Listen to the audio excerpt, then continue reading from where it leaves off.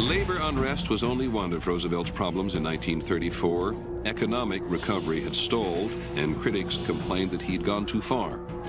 The constitutionality of some New Deal programs were being challenged in the courts, and business leaders were warning that FDR had steered the country recklessly to the left. But Roosevelt knew that his program still hadn't reached millions of desperate Americans, and he didn't know how long they would wait. Discontent and frustration gave rise to any number of demagogues, including the charismatic radio priest Father Charles Coughlin,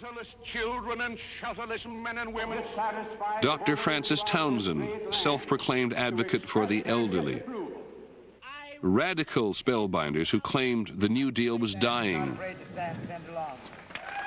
During 1934, one of these would-be saviors developed a national following and presidential ambitions. He was called the Kingfish. Senator and former Louisiana Governor Huey Long. After we told you people that Hoover was a numbskull. The best entertainment you had was when Huey came to town to speak. They put it in to plow up every third row of cotton. Everybody went to hear him, whether they were for him or against him. He was marvelous. The Lord has answered the prayer.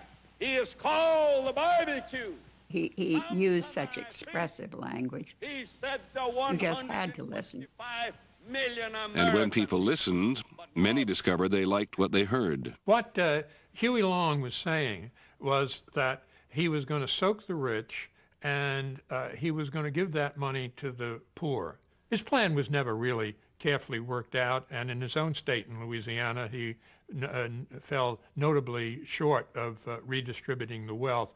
But it had a kind of direct appeal that the more complex programs of the New Deal lacked, and also provided a focus for the animus against the rich that had been building during the years of the Great Depression.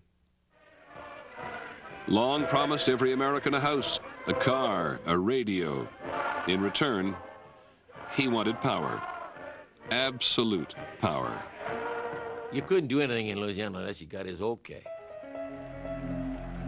He was vicious. And if you told him no, he'd knock you down. He had built up a private police force. He had shown his contempt for the democratic processes, and that created a great deal of worry in Washington.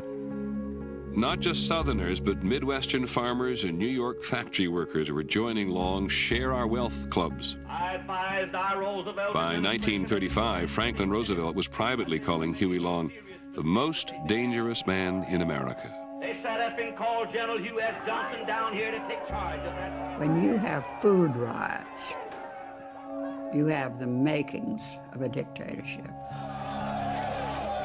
Don't think you wouldn't do it, too.